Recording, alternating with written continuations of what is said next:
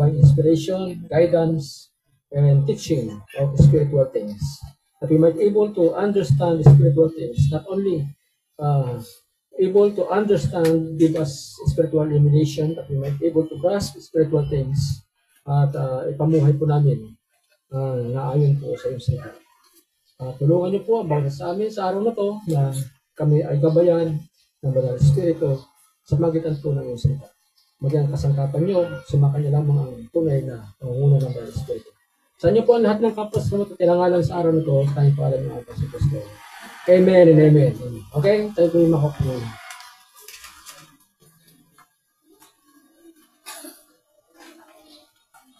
Okay, so atin pong ituloy ang ating pong pagtatalakay tungkol po sa ating panahon ng biyaya. Subalit, ang Panginoon Kristo nung siya'y nabubuhay sa sanlibutan ito ay nagbigay sa atin ng mga aral at napakarami sa kanyang mga ibinigay na pagtuturo ay sa magitan po ng mga talinhaga. At ang mga talinhagang ito sa English po ay tinatawag na parables. So parables is just an earthly story using earthly things but has heavenly or spiritual meaning. So yan po ang tinatawag na parables o talinhaga, parabola. So sa Matthew 13 ay atin pong itutuloy ang ating pag-aaral. Noong nakaraan, ating tinalakay ang tungkol sa manghahasik. At ang manghahasik na to ay gumamit ng purong binhi ng trigo. Subalit, nakatulog sila. Nang sila'y magising, sumibol na itong kanilang mga itinanim ng mga binhi. Subalit, nakapagtataka, may mga binhi na hindi siya yung itinanim nila, kundi ito ay mga maninirang damo. At sabi ng kanyang mga disipulo, ng kanyang mga alipin, bubunutin po ba namin itong mga maninirang damo? Sabi sa kanila ng Panginoon sa talinhaga, huwag. Dahil baka pati ang trigo ay madamay pag ito ay binunot ninyo. Bayaan sila ang kapwa lumago at pag dumating ang panahon ng tag-ani, ay anihin ninyo ang mga maninirang damo, tangkas-tangkasin sila at ihagi sa apoy. At pagkatapos, yung aking mga trigo ay inyong anihin at ilagay sa aking kamali. So anong ibig sabihin nun? Yun ay tumutukoy sa yugto ng panahon natin sa kasulukuyan. Sa kasulukuyan ay namamayagpag ang napakaraming relihiyon.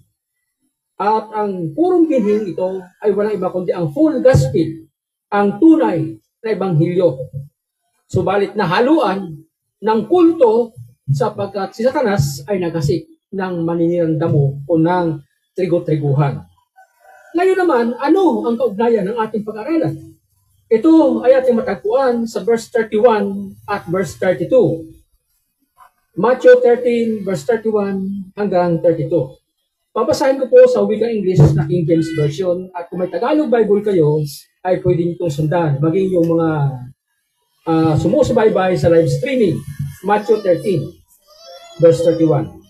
Sabi rito ng Panginoon Kristo, another parable put he forth unto them, saying, the kingdom of heaven is like unto a grain of mustard seed, which a man took and sowed in the field. Verse 32, which indeed is the least of all seeds.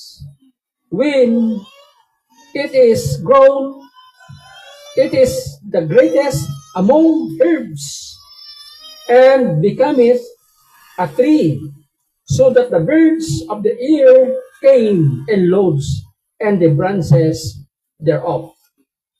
So ano ngayon ang kaugnayan itong ating pag-aralan ito? Kung ating isipin ay isang simpleng istorya. Gumamit ng isang istorya na talinhaga tungkol sa butil ng mustasa. Sino ba sa inyo ang nakakita ng butil ng mustasa? Maliit na po yung mga binhi ng mga gulayin, tulad halimbawa ng pitsay. Maliliit yan.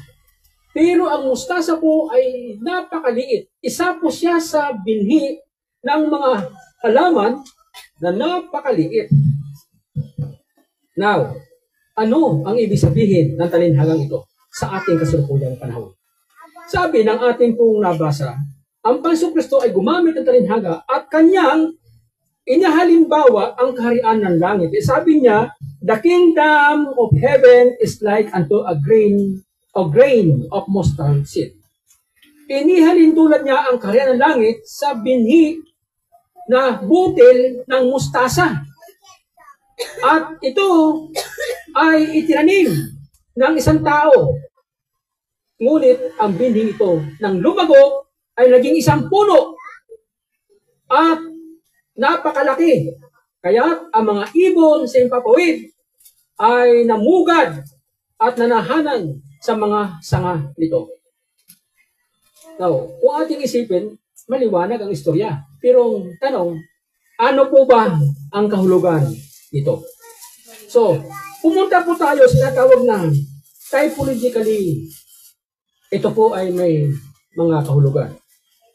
Ano po ang typology nito? Ano po yung mga paglalarawan? Ano po yung paghahalin tulad nito? So, ang mustard seed, may ilang bisis po ginamit ng Pansukristo sa kanyang pagtuturo. Gaya halimbawa sa Lucas 17, sa latang 6. Pwede niyo bang buksan? Tingnan natin kung anong sabi ng Pansukristo sa Luke 17. Gumamit siya rito ng talinhaga rin, at ito'y pinapatungkol niya sa pananampalataya. Ganito ang pagkasabi ng Pansukristo. And the Lord said, if ye had faith as a grain of mustard seed, kung kayo ay may pananampalataya kasing laki ng butil ng mustasa. Wow! Ang dami-daming halaman na lalaki ng butil. Bakit pa kasi ang ginamit ng Pansukristo ay butil ng mustasa? Ano bang mayroon dito? Tapos kanina sa Matthew, butil din ng mustasa na itinanim ng isang tao. Ngunit naging isang puno. Sabi niya rito, bakit ginamit ng Pansukristo? Pag sabi niya, kung magkaroon tayo ng pananampalataya na kasinlaki ng binhi o ng butil ng mustasa, pwede mong sabihin sa puno ng sikomoro na ikaw ay mabulot at ikaw ay mapunta sa dagat at ito ay mangyayari. Susunod ito sa iyo. Anong pinag-usapan dito? Pananampalataya. Ngayon, ang Pansukristo, inihalin tulad niya ang ating pananampalataya na kasinlaki ng butil ng mustasa. Subalit, ang pananampalatayang ito ay mahiwaga at ito ay lumalaki, ito ay lumalawak. Balik tayo sa Matthew 13. Kung ganon, ang butil ng mustasa dito ay pananampalataya. Paano naging puno? Yan ang naging tanong. Paano naging puno? Sapagkat kung ang butil ng mustasang ito ay inahalin tulad yung ating pananampalataya at pagka ito ay lumago, ay pwedeng maging puno. Well, ang Pansukristo, sa kanya nagmula ang ating pananampalataya. At pagka ito ay naipunla sa ating mga puso, gaya ng ating unang pag-aralan na ang puso ng tao ay hinihilin tulad sa 4 na klase ng lupa. Batuhan, dawagan, tabindaan, at mabuti o purong lupa. Yun namang mga hasik na inihasik niya ang binhi ito sa bukid. Ang bukid ay tumutukoy sa buong sanlibutan. At ang binhi ito ay ang salita ng Diyos. Ano ang koneksyon dito sa ating pag-aaral ng bukid ng mustasa? So, ang ating pananampalataya ay nagsisimula sa pakikinig ng salita ng Diyos. At sa kanyang pakikinig o sa ating pakikinig, ito ay nagmumula sa pangangaral ng salita ng Diyos. Lumalaki ito, kapatid. Yumayabong ang ating buhay espiritual. Kaya po, dahil sa ito ay pinunla ng Panginoon sa puso ng tao, lumawak ang pananampalataya ng Kristyanismo sa buong mundo. Kaya't naging puno, ito sabihin, naging malaki, naging mayabong. Ito ay lumawak hanggang sa dumami ang mga branches nito, ang mga sangay ng pananampalataya. Nabanggit ko noong nakaraan na ang record magmula po noong 19th century hanggang sa panahon natin ngayon. It's thousands, not only hundreds, but thousands of religions, sects, mga sikta, religious groups, mga denominations sa buong mundo na nakarehistro bilang isang reliyon sa buong mundo. Anong pinagmulan nito? Dahil lang sa pangaral ng salita ng Diyos. At ang iba doon ay hindi na puro at yun ay mga kulto. Bakit? Dahil sa Satanas ay nagpunla rin ng binhing paninira, isang maninirang damo. Dito naman sa ilustrasyon o sa talinhaga ng buti ng mustasa, ang mustasa nito, bagamat nagsimula sa napakaliit na binhi, nang ito'y lumaki ay naging isang malaking puno at yumabong at napakalaki na puno kaysa sa ibang mga halaman. Now, anong inilarawan ito? Ito ay naglalarawan sa pananampalataya ng mga tao sa buong mundo. Well, ang bukid na tinaniman ng mustasang ito, walang iba kung hindi ang buong sanlibutan.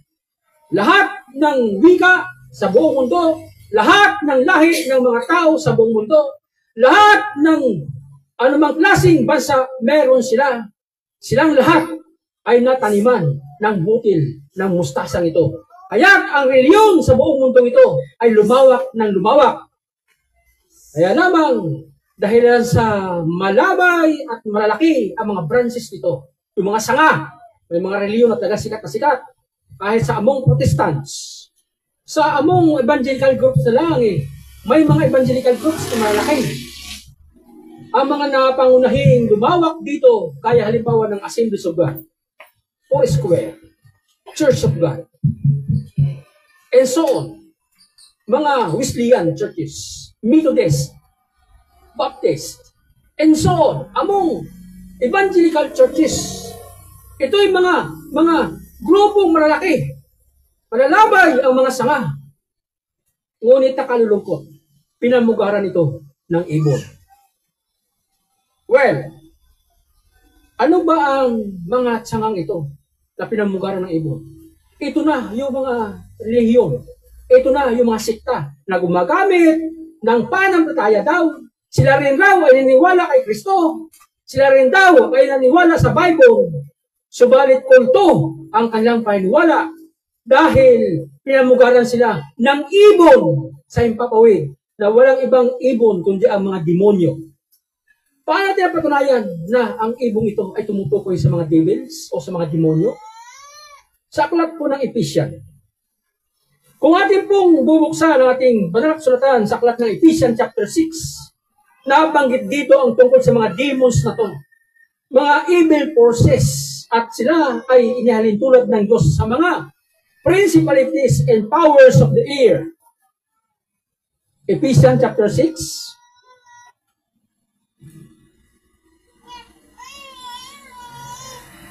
Sa talatang 12. Simulan natin sa verse 10 para maintindihan natin. Sabi rito ni Paul sa kanyang mga kapatiran, nasulat niya sa Ephesians, sabi niya, finally, my brethren, be strong in the Lord, and in the power of His might. Put on the whole armor of God, that ye may be able to stand against the wiles of the devil. Verse 12. For we wrestle not against the flesh and blood, but against principalities, against powers, against the rulers of the darkness of this world, against spiritual wickedness in high places. Anong high places? Yan, himpapawid.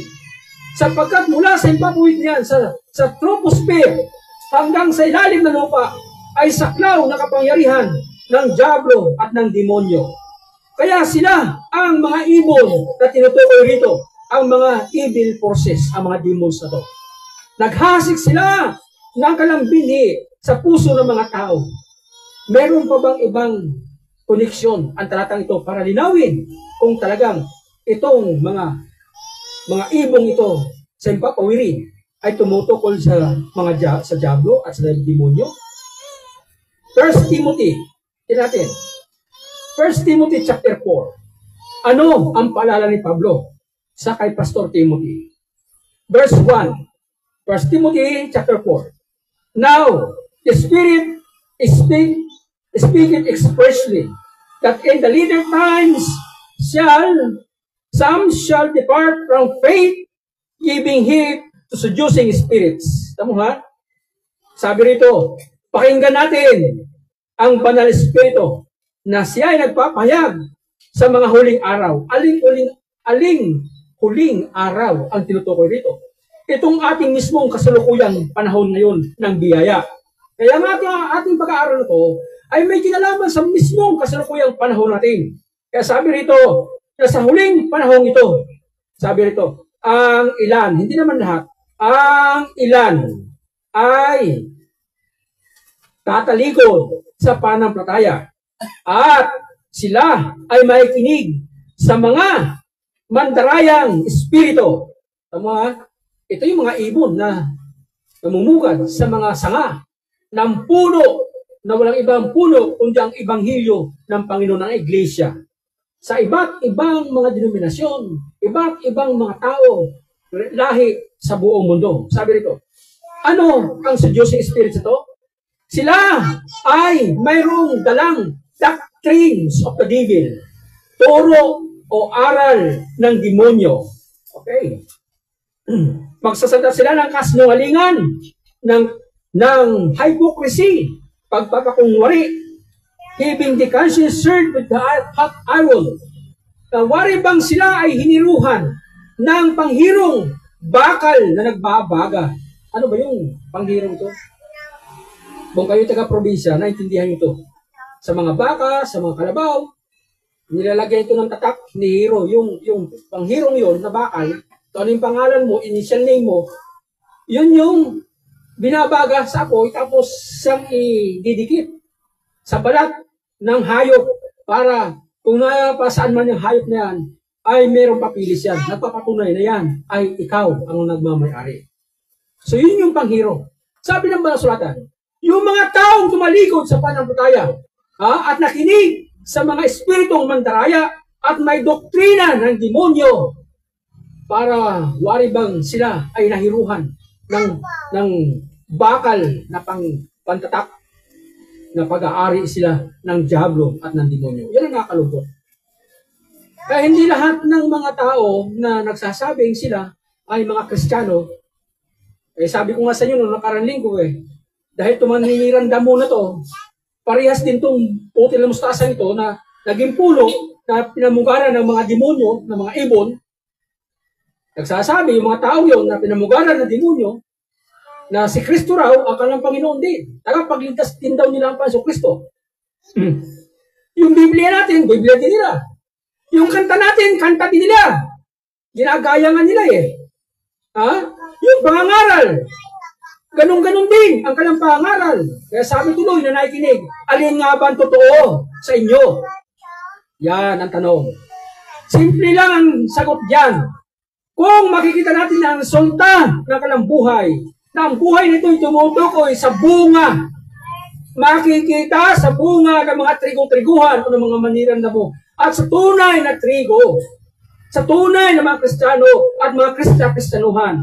Oo nga't Biblia rin ang kanilang pinagmamalaki at binabasa din daw nila. Yan din daw yung kanilang pinag-aaralan. Pati kanta na ating inaawit ay inaawit din nila. Mas magaling pa sa atin. Yung forma nila, mas banal pa silang tingnan kaya sa atin. Ang tanong, ano ang resulta ng kanilang buhay? Pinamumugaran sila ng demonyo. Kaya't naging kulto. Oo, ang pananampalatayang ito ay lumawak sa buong mundo. Lahat ng bansa merong pinagmamalaking Kristo. Lahat ng mga tao mayroon din silang kinikilalang Panginoon Kristo. Hindi lahat, sabi ng Panginoon Kristo, tumatawag sa akin ng Panginoon, Panginoon ay papasok sa aking kaharian. Sabi nga ng mga tao, Panginoon, di ba kami nagpapagaling sa inyong pangalan? Panginoon, di ba kami ay sumusunod din sa iyong kalooban? Anong tanong ang sagot ng Panginoon Kristo? Hindi ko kayo nakikilala. Kundi yun lamang mga tao na sumusunod sa kalooban ng aking amang nasa langit. Karugtungan ng salita ng Panginoon Kristo napakaluwang at malapad ang daan at doon ay maraming tao ang nagsisalakad. Subalit sa dulo niyaon ay dulo ng kapamakan, impyerno pala. At karugtong pa ng Panginoon Kristo sa kanyang salita. Ngunit may makitid at makipot na daan, subalit tuwid. Ngunit kakaunti ang doon ay nakakapasok. Bakit kakaunti? Hindi pwede pumasok doon yung maraming galadalang kasalanan. Ha? Sasabit. Kaya papasok doon, malinis. Walang anumang sabit sa buhay. Sapagkat tuwid, makitid, makipot na daan, ngunit tuwid. At ang doon nito ay buhay na walang hanggan. Mga kapatid, sa umagang ito, ganun kahiwaga ang buti ng mustasang ito. Subalit, nakalulungkot dito, hindi lahat ng pinunlaan ng pananampalataya totoong sila ay sa Panginoon Kristo, sapagkat sila ay pinamumugaran ng mga ibong demonyo at ang kanilang tinanggap na pagtuturo ay turo ng demonyo, turo ng diablo. Dito na lang sa atin sa Pilipinas nakakalulungkot. Kaya sabi natin, ng unang napag-aralan natin tungkol sa mga panghahasik. May Kristiyano na lahat. Ha? Linggo-linggo na sa kapilya. Linggo-linggo, nag-aawit, napapuri sa Panginoon. Ano dito Pag may mga bagay na nangyayari sa buhay niya, kagad sinasabi, naku! Kasi pamahiin kasi hindi nyo tinutupad, hindi nyo sinusunod yung mga bawal. Kasi sila ay naniwala sa mga superstitious belief. Ano superstitious belief? Pamahiin! Mga sabi-sabi! Kristiyano yan, ha? Ano ba itong pamahiin? Devil's doctrine yan. Hindi sa Diyos yan. Bakit mo? Kasi walang sapat na batayan sa Biblia na totoo siya. Tanong ng mga tao, ay bakit po nangyayari kung hindi totoo? Pangyayarihin ng diablo yan kasi doktrina niya yan. Kasi walang maniniwala pag hindi niya pinangyayari yung paniniwala ng tao. Kaya din sa Panginoon Kristo, lahat ang naniwala sa tanang Diyos, sa tanang pataya, pangyayarihin ng Diyos sapagkat yan ang iyong pananampalataya. Kaya yung mga devil's doctrine, pag pinaniwalaan mo yan, talagang mangyayari sa'yo. Ang tanong pa na kasunod ito ba ay nagkaroon ng epekto sa inyong buhay? Aba, hindi siyempre. Bakit hindi nagkaroon ng epekto? Hindi ko sinasaplayanan Hindi ako naniwala rin Devil's doctrine Kanya, mga kapatid, ingat po tayo. Sa panahon natin, napakaraming mga manliligaw na espiritu. Sundan pa natin ito. 2 Timothy chapter 4. Ito pa, kasunod na sinabi ni Paul. 2 Timothy chapter 4. Mula sa verse 2. Sabi ng Apostol Pablo sa kanyang tinitrain na batang pastor na si Timothy. Sabi niya, preach the word. Ipangaral mo ang salita. Be instant in season and out of season. Napapanahon man o hindi, reprove, rebuke, exhort with all long suffering and doctrines. Wow. Mangaral ka. Sawatain mo. Ha? Sabi rito, rebuke. Sansalain mo. Mangaral ka na may buong long suffering, pagpapahinuhod na may matuwid na aral. Verse 3. Bakit? Sapagkat darating ang panahon na hindi na nila makakayanang makinig ng tunay na aral. Bakit ayaw nila makinig tunay na aral? Marami rin bawal Meron pa rin tanong. Sa inyo po ba, Brad, ay bawal ang ganito? Bawal bang ganito? Kasi mga born again, dami rin bawal Kapatid, sinasabi ko sa iyo, maging ang Biblia, hindi nagsasabi ng bawal. Totoo yan. Matagal na rin ako nagbabasa ng Bible, wala pong nakalagay na bawal. Ano nakalagay sa Bible o sa salita ng Diyos? Huwag. Hindi bawal. Huwag. Huwag kang magnakaw. Huwag kang magsisungaling. Huwag kang pumatay. Huwag kang magsaksi ng kasinungalingan. Huwag mong gagawin ng ganito. Puro huwag. Hindi sinasabing bawal. Ang bawal ay termino sa isang tao. na pag nilabag mo ang timano, ngayon din kagad, may karampatang parusa. Yan ang kaibahan. Samantalang ang huwag, isang satang nagbibigay ng warning sa'yo. Pag yan ay nilabag mo, bibigyan ka pa ng pagkakataon para magbago sa saan huwag. Ngunit kung sukdo lang hindi ka nagbago at inabutan ka ng due date, yan na. Hindi mo na pwedeng pakiusapan yan sapagkat tapos na ang termino. Yan ang huwag. Kaya sabi ng Bible, sabi sa Diyos, huwag. Hindi bawal. Kaya ang tanong na marami po ba sa inyong bawal? Walang bawal. Pero masama. Kaya huwag. Maraming ayaw po eh. Sa grupong ganito natin, lalo't nag-aaral at tinuturo ang tungkol sa kabanalan, ang daming hindi nagpapatuloy. Tulad sa atin, ang dami natin dati magkasama. May mga bagong santa, mga bagong dumalo. Nasaan na sila? Kasi ayaw lang pasaway. Ayaw lang maturuan ng tuwid at tumpak na buhay, ng maayos na pag-ugali at matinong pamumuhay. Kaya, sa halip na sila ay magpatuloy makinig, ang nangyari ay nabuburo sila. They're not endure sound doctrine. Tuloy natin ang 2 Timothy chapter 4. Sabi ito, but after their own lust, and they have themselves teachers having itching ears. Kumakati ang kalang matainga, nasasaktan ang kalang damdamin kung sila nakarinig ng mga turong matigas. Hindi na makayanang ito ay tiisin. Kaya naghanap sila ng mga nangangaral na tumpak at angkop sa kanilang mga buhay na walang bawal, walang pagtutuwi. Hindi sila tuturuan ng mali. Hindi sila tuturuan ng tuwid, kundi puro mga maling mga pamumuhay at maling aral. Devil's doctrine. Sabi ito. Sabi verse 4, and they shall turn away their ears. Verse 4, ang kanilang mga pakinig ay ibabaling nila sa kasinungalingan. Okay?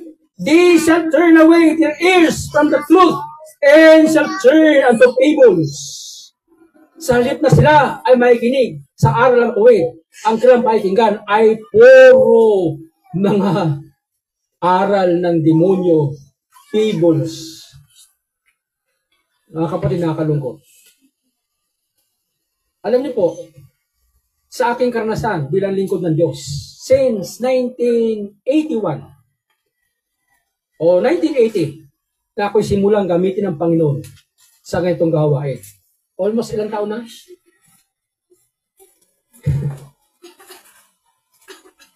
Mahigit ng 30 taon na, no?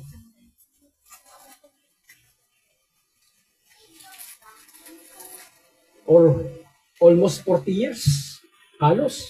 Ako'y ginagamit ng Panginoon sa pangaral. Ang dami kong naranasan ng mga kapatid na nagre-reklamo pag sinasaway. Dito lang sa atin, sa mga worship team eh. Yan, madalas yung worship team talaga. Kasi pag worship team, may mga skills yan. Kumakanta, tumutugtog. Ngayon, hindi na maiwasan kahit sa gitna ng ensayo para sa gawain Panginoon dapat ihanda. Hindi, sinisingitan lang na kung ano-ano mga worldly music, tutugtog ganyan, nasasaway. Sabi, ayaw nila ng ganun. Kasi katuwiran lang, musikiro daw sila. Hindi nila ngayon madistinguish kung ano yung sa Diablo at ano yung sa Diyos. Kaya madalas yung ganung klase mga musician, sa magpatuloy, hindi na lang. Doon na lang sila sa relihiyon na pwedeng kumanta ng worldly, pwedeng kumanta ng Christian songs. Alam na ninyo kung anong klase yung mga relihiyon niya.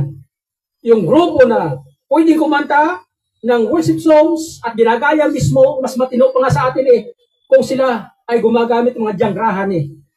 Kaya lamang, doon din sila makikita sa amateur contest, sumasali sa mga amateur contest sa labas.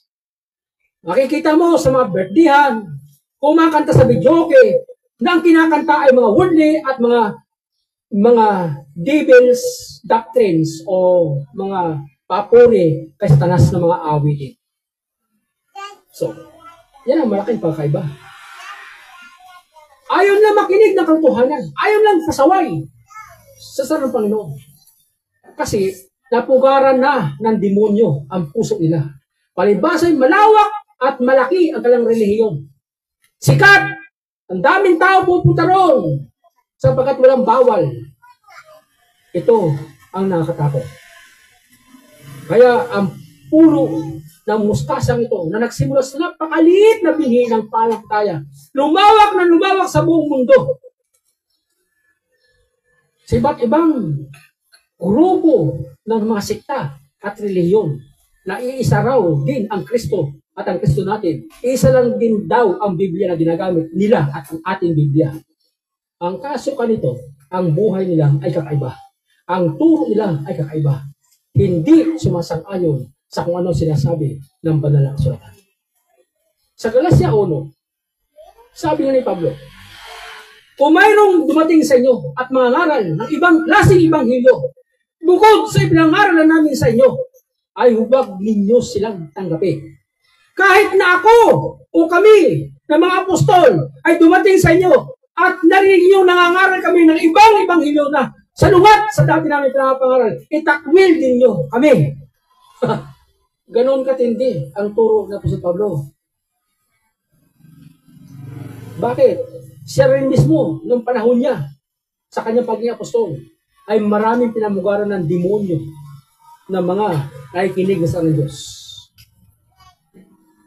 Mga kapatid, sumagang ito, tayo bilang mga manataya, gaano mo natitiyak na ang tinanggap mong aral ay solidong ibanghilyo? Natatakot ako doon sa mga Kristiyano na lipat-lipat ng grupo eh. Kasi kung ano mga doktrina. Kaya siya mismo, pagdating sa gatong panahon ng pag-aaral, nalilito. Ano nga ba aking susundin? Alin ang totoo? Si turo ng gatong pastor, ganito. Turo nitong kabilang pastor, ganito. Turo ng gatong reliyon, ganito. Tapos turo dito, iba. Ano ang totoo? Problemang malaki talaga yan. Kasi hindi ka matino na Kristiyano.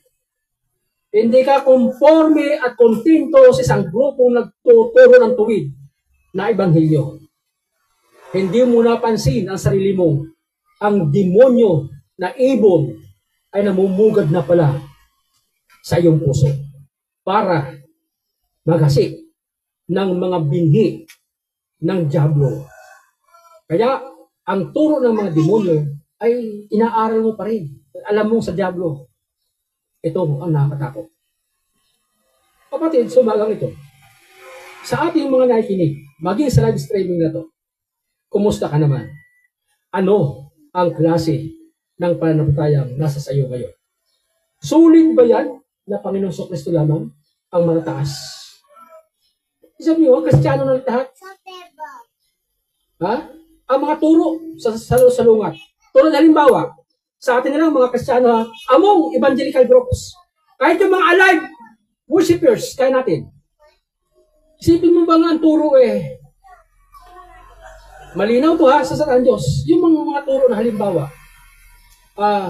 pagkatapos ng prayer, na dapat sabihin, Panginoon, sa iyo lahat ang kapasalamatan, karangalan at kaluwalhatian, magpakailanman. Amen. Ay hindi. Ano ang sinasabi? Panginoon, ibinabalik namin sa iyo ang lahat ng papuri, pasalamat, para karangalan. Tanong, alin ang tama sa dalawa? Itong isang ito, ang daming gumagamit. Kristiyano yan ha. Kahit sa DCES, kahit sa mga program sa radio, narinig ko yan. Puro binabalik.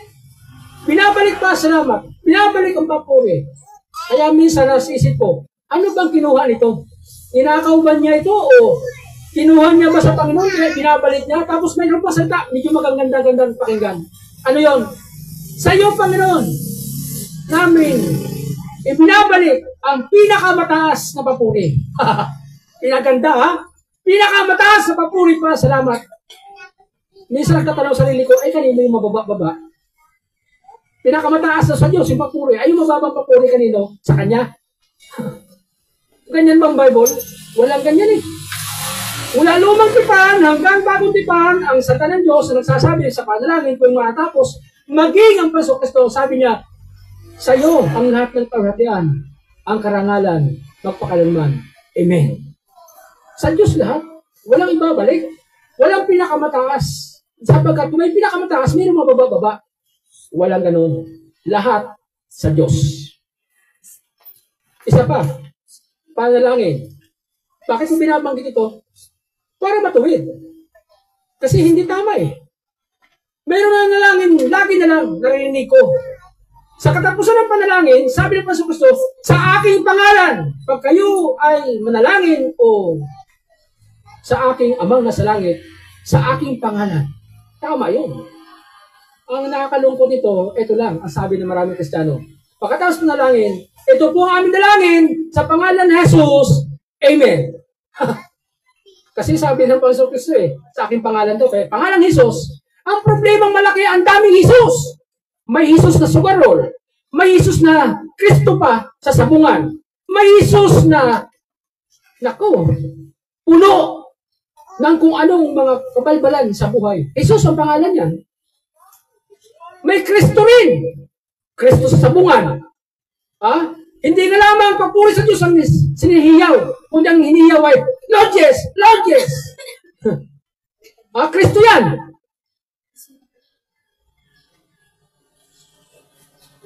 May Kristo nakasabit sa kwintas.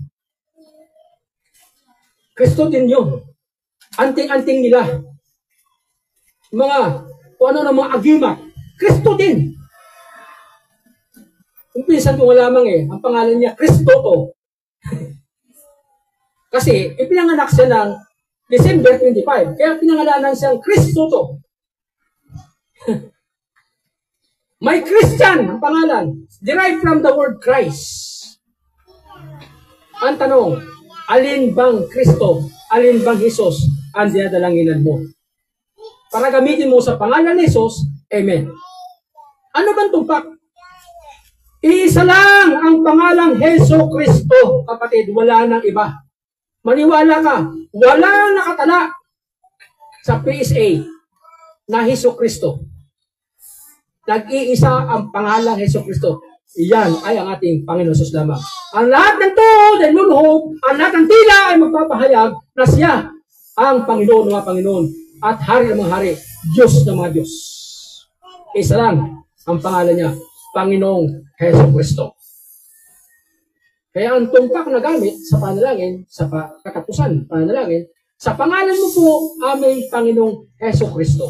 Yun ang tumpak. Hindi sa pangalan ng Panginoong Jesus. Ang daming Jesus. Yan ang mga simpleng mga salita. Isa pa. Mismo sa DCS, narinig ko. Sipin mo ang ganda niya magturo. Ako, believe ako sa sistema na kanyang pag-aaral. Sa kanyang tuturo. Nakikinig ako Ang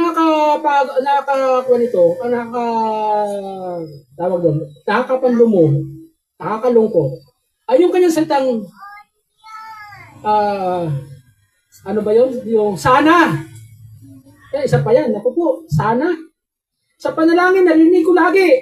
Kaya pag kami nasa morning watch, tuwing Biyernes kasi mga kapatid, ako yung speaker sa grupo namin na morning watch, buong international. Pilipinas, Canada, Amerika, Australia, kahit sa panig ng pag Biyernes, ako yung speaker online. Madaling araw. Madalas ko narinig sa mga kapatiran. Iba't ibang mga grupo yan. May Prayer Square, may Church of God, may Assembly of God, may kami, taga-Christ kami, at ang dami. Evangelical churches. Sama-sama kami sa isang grupo. Morning watch. Ang nakakalungkot dito, tuwing ako'y makakarinig ng mga kapatid na nanalangin, ang banggit ba naman, sana Panginoon, nakakalungkot. Sana, ba't yan to? Walang sana sa Bible. Panganalangin. Bakit mo sasamahan ng sana? Sana Panginoon, pakilingin po ngayon. Sana Panginoon, pakinggan niyo po kami. Sana, ba't sana? Ano bang satang sana? Bakit mo gagamitin yan? Ibig sabihin na satang sana, hindi ka sigurado. Kaya gumagamit ka ng sana kasi nagbabaka sakali ka. Kung ikaw'y totoong nananampalataya ng Diyos ay talagang totoong Diyos at tumutugon ng panalangin, hindi mo gagamitan siya ng satang sana. Walang sana sa panalangin dapat kung tayo nanalangin sa Panginoon. Anong tumpak? Nawa! Palitan mo yung sana ng nawa. Anong kaiba ng dalawang satang yun? Sana at nanawa. Ang sana, duda. Wala kang katiyakan, kaya nagbabaka sakali ka, kaya gumagamit ka ng sana. Ano naman ang nawa? Ang satang nawa ay pagpapaubaya mo ng lubos sa Diyos na makapangyarihan sa lahat. Kaya sa tayo nawa, magandang Paso Kristo, sa iyo, O Diyos, nawa ang lahat ng kapangyarihan. Nawa. Siya nawa. Yan ang gamit ng Paso, siya nawa. Ano ibig sabihin niyan? Ipinaubaya mo ng lubos na walang pagdududa, inilalagak mo sa Diyos ang buong buo, ang lahat ng pagtitiwala mo, kung ikaw nanalangin sa Kanya, ipinagkatiwala mo na lahat yan. Kaya ang dapat na gamit na sa ay nawa. Kristiyano na, pero may mga turo pa rin na hindi tumpak. Nakakatakot. Kaya yung pamumugat ng demonyo sa mga branches ng sangkakristyanuhan sa buong mundo, malawak. Ang mga turong ganito, nakakatakot yan. Kasi pag madalas kayo makarinig ng pangalan na sana, baka, ay dyan, dali si iba eh. Salitang baka, bakit si iba na dali? Kasi sabihin niya, sa araw na yun na aming kanin, ang bunga nito, tiyak na kami mamatay. Ay, bukod eh. Ang satan na iba'y, baka kami ay mamatay. Ang matindi. Ayun, nakita ng Diablo yung pagdududa, kaya pumasok siya sa buhay ni iba hanggang sa sila'y dinamay na niya si Adan. Bumagsak sila sa pagkakasala. Sa simpleng sata, baka. Kasi mga tuta yan eh. Nawa, sana, baka, ano pa yung isa? Marami sa tangan eh, duda eh. Huwag natin gagamitin sa panalangin niya. Kung ikay nangangaral, nasa ng Diyos. Kaya, kapatid, ako po ay nakikiusap sa aking mga kapatid ng mga kalalakihan. Oras ikay tumayo sa unahang ito. At ikaw ay magpapagamit sa Lord na mag-share ng kasalita. Huwag mong gagamitin ang sitang. Ito raw. Kaya isa ka pala yan. Ito raw ang salita. Naku po, narinig ko sa DCES, nag-angaral, ang husay na mangaral. Kaya lamang, ito yung kanyang salita. Ito raw ang sabi ng Panginoon Kristo. Wow. Nang marinig ko yan, para ko nanlumo. Ang galing-galing niya sa tao. Kaya lamang, nung marinig ko ito raw ang sabi ng Panginoon, ito daw ang sabi ng Diyos. Naku po, bakit daw? Dawin duda ka. Pag ganun. Huwag kang magdududa. Huwag kang gumamit na saan yan kasi nagdududa ka. Ngayon, kung magamit ka ng sana at gagamit ka ng daw sa iyong salita, lalo't na nangangaral ka, huwag ka nang aasa na ang membro na ikinig ay totoong manampalataya. Ikaw mismo sa salita, nagtuturo, duda ka yung pa kayo nakikinig. Okay ba mga kapatid, naintindihan niyo ako? Malinaw ba? Amen. Kung kayo gagamitin ng Lord kaysa panalangin, huwag kang gagamit niyan. Kasi binibigyan mo ng duda ang Diyos eh. Sipin mo, nanalangin sa Panginoon, tapos gagamitin mo sana. Ano ka na? Naawa! Yan ang gamitin mo. Kung ikay magre-repair sa ng Diyos, huwag mong sasabihin pati si Pastor, dadamay mo. Ito na ang kasi sabi ni Pastor eh. Naku po, bakit na ganun? Puruhin mo sa tamo, sulitin mo. Ito ang sabi na sa Diyos. Huwag kang dumipindi sa iba. Kung mo sabi, ito kasi ang sabi ng pastor, ito raw ang kanyang salita eh. Ito pa, isa pa. Kumamit ng marami aklat. Sa pangaral, pagtuturo. Ito raw ang salita ni Dr. ganito, ni ganito. At binasa niya, kinukot niya. Walang masama sana gumamit nun, pero huwag kang gumamit na masakang duda. Okay, kapatid, sumagang ito, maraming mga bagay na dapat natin maintindihan. Well, sumagang ito, hanggang dyan lang muna. Ano ang nais ko pong ipabatid? Sa inyo, nakikinig sa araw na ito. Ang tanong ay ganito, gaano ka nakatitiyak, kapatid, ng iyong pananampalataya ay 100% solid? Solid.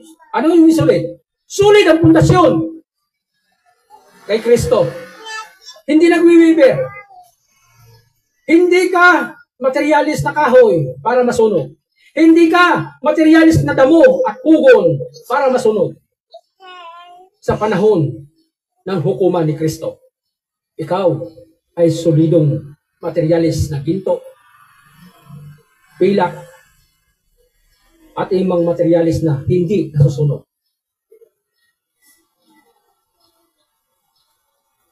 Ating panalangin sa Panginoon. Kaya narinig nyo sa akin na pagkatuwing ako'y ginagamit ng Lord sa pagpapasanggap sa Panginoon. Doon sa mga lumalapit sa Panginoon Kristo. Idinadalangin ko sa Panginoon na, Panginoon, bigyan niyo po ang mga kapatid na to ng pananampalataya na mula po sa inyo. Maging si Pedro, yun ang kanyang panalangin, Panginoon, dagdagan niyo po ang aming pananampalataya. Bakit sinabi ni Pedro yung, eto sabi ni Pedro, Panginoon, kung aking kapatid, 7 bisis magkamali, magkasala laban sa akin, 7 bisis ako maghapon, ilang bisis ko siyang patawarin. Sabi ng Panginoon Kristo, Pedro, sinasabi ko sa iyo, 70 times 7 mo siyang patawarin. Wow. 70 times 7. Ilan yun? 70 times 7 equals 490. Sa maghapon? Imposible ata yun ah. Pero yun sabi ng Panginoon Kristo. Ang pinag-uusapan dito, pananampalataya. Kaya nga, mga kapatid,